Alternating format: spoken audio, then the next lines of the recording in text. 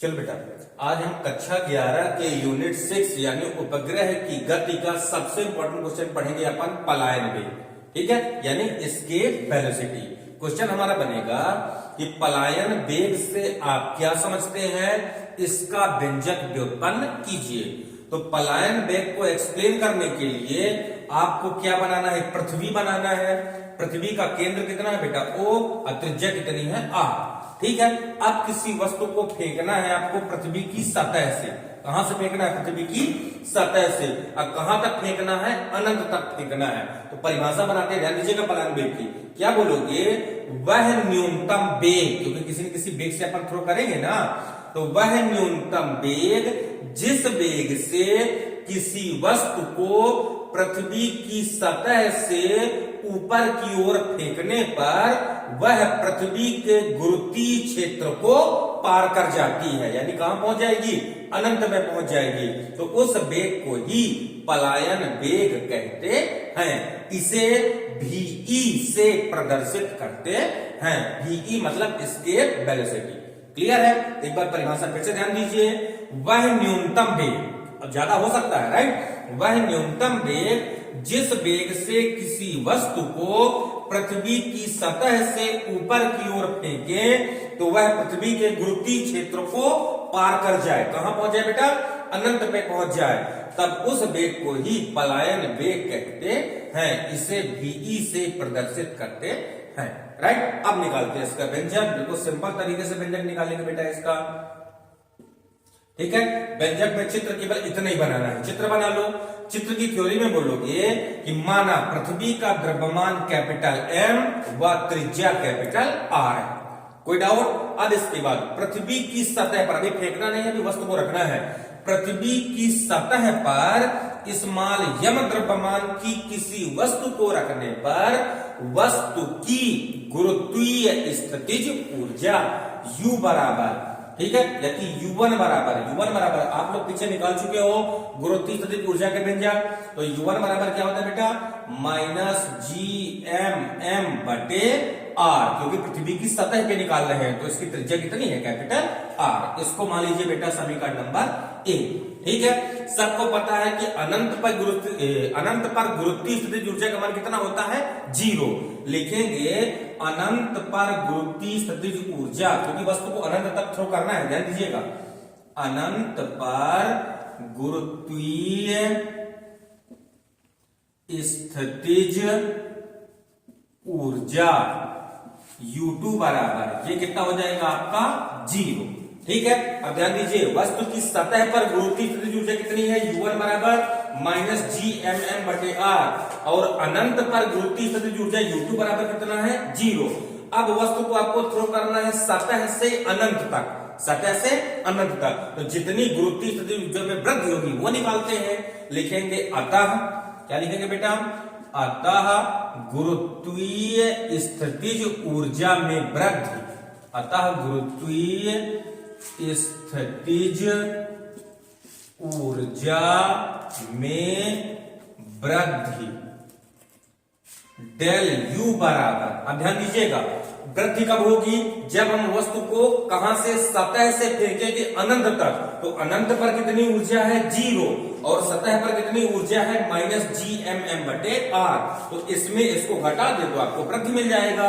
मतलब del U बराबर कितना होगा, U2 minus U1। Del U बराबर U2 माइनस U1। अब यहाँ पे U2 का मान 0 है और U1 का मान समीकरण में कितना बेटा, -GMM बटे R। ये दोनों मान वहां पे प्लेस करिए। तो डेल U बराबर कितना आ जाएगा आपका, डेल U बराबर U2 की जगह आपको रखना है 0, फिर ये माइनस, और U1 का मान आपका -GMM बटे R है ना, तो माइनस माइनस कितना हो जाएगा बेटा, प्लस GMM बटे R, यानी डेल U बराबर कितना होगा, GMM बटे R। इसको मान लीजिए समीकरण नंबर 2। क्लियर, ये आ गया वस्तु को सतह से अनंत तक फेंकने में गुरुत्वीय स्थितिज ऊर्जा में वृद्धि। ठीक है, अब यह ऊर्जा काहे में कन्वर्ट होगा, लिखोगे कि यह ऊर्जा उस वस्तु की गतिज ऊर्जा में, काहे में कन्वर्ट होगी बेटा, गतिज ऊर्जा में। क्यों? क्योंकि वस्तु को कहां से फेंकना है, सतह से। कहां तक फेंकना है, अनंत तक। तो सतह से अनंत तक जाने में गति करेगा, तो यही ऊर्जा काहे में कन्वर्ट हो जाएगी, गतिज ऊर्जा में। लिखोगे यह ऊर्जा वस्तु की गतिज ऊर्जा में परिवर्तित होगी, अतः डेल यू बराबर कितना आ जाएगा आपका, गतिज ऊर्जा को कैसे इंडिकेट करते हैं अपन, केई से। तो डेल यू का मान समीकरण 2 में देखिए कितना है, डेल यू का मान समीकरण 2 में है GMM बटे R बराबर गतिज ऊर्जा के व्यंजक सबको पता है कि गतिज ऊर्जा का फार्मूला क्या होता है, 1/2 mv²। लेकिन पलायन वेग को आपको कैसे इंडिकेट करना है, VE से, क्योंकि वस्तु को आपको VE वेग से फेंकना है। तो गतिज ऊर्जा आपकी कितनी आएगी, 1/2 mve का स्क्वायर। यहां पे देखिए बेटा, स्मॉल m से स्मॉल m कैंसिल, आपको v का मान निकालना है तो 2 का पंचांतरण करिए। एक मिनट थोड़ा सा इसको मिटा दे।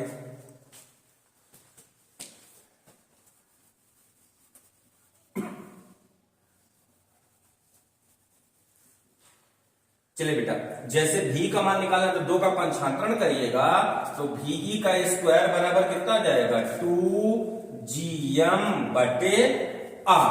क्लियर है?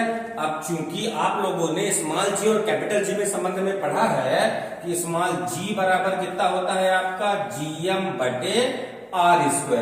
ठीक है, तो GM बराबर कितना आ जाएगा, GM बराबर GR²। R² का कितने गुना हो जाएगा, इस GM के मान को यहां प्लेस करिए, लिखिएगा अतः, अब इस GM के मान को यहां पे रखना है, ध्यान दीजिएगा। अतः VE का स्क्वायर बराबर 2, तो ये हो गया 2, और GM की जगह कितना प्लेस करना है बेटा, GR²। अब बटे में पहले से कितना है, R, एक R से एक R कैंसिल, यानी VE का स्क्वायर बराबर 2GR। तो VE बराबर कितना आ जाएगा आपका, VE बराबर √2GR। ये आ गया बेटा आपका पलायन वेग का व्यंजक। बिल्कुल सिंपल तरीके से करना है, ठीक है।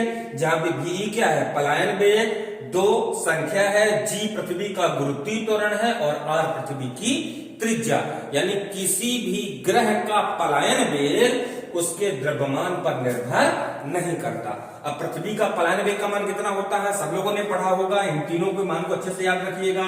ऑब्जेक्टिव में कई बार पूछा गया है कि पृथ्वी पर पलायन वेग का मान कितना होता है बेटा, 11.2 किलोमीटर प्रति सेकंड। यानी किसी भी वस्तु को पृथ्वी की सतह से 11.2 किलोमीटर प्रति सेकंड से थ्रो करे, फेंके, तो वह पृथ्वी के गुरुत्वीय क्षेत्र को पार करके कहां चली जाएगी, अनंत में चली जाएगी। इसका मान यहां से निकालेंगे, इधर प्लेस करने पे आएगा बेटा। 2 की जगह 2 ही रखना है, G की जगह 9.8, और R पृथ्वी की त्रिज्या का मान होता है 6.38 गुणे 10⁶ मीटर। तो इसको यहाँ पे प्लेस करके हल करोगे तो कितना आ जाएगा आपका, 11.2 किलोमीटर पर सेकेंड। यदि चंद्रमा की सतह पे आए तो चंद्रमा की सतह पर पलायन वेग का मान कितना होता है, 2.43 किलोमीटर पर सेकेंड। और सूर्य की सतह पे आए बेटा तो सूर्य की सतह पर पलायन वेग का मान 618 किलोमीटर प्रति सेकेंड होता है। इन तीनों के पलायन वेग को आपको याद रखना है, ये ऑब्जेक्टिव में पूछ सकता है। और ये पूरा आपका हो गया पलायन वेग का व्यंजक। क्लियर? देखो इसी तरीके से है, 3 नंबर 4 नंबर में है तो आपको ऐसे ही करना है, ठीक है।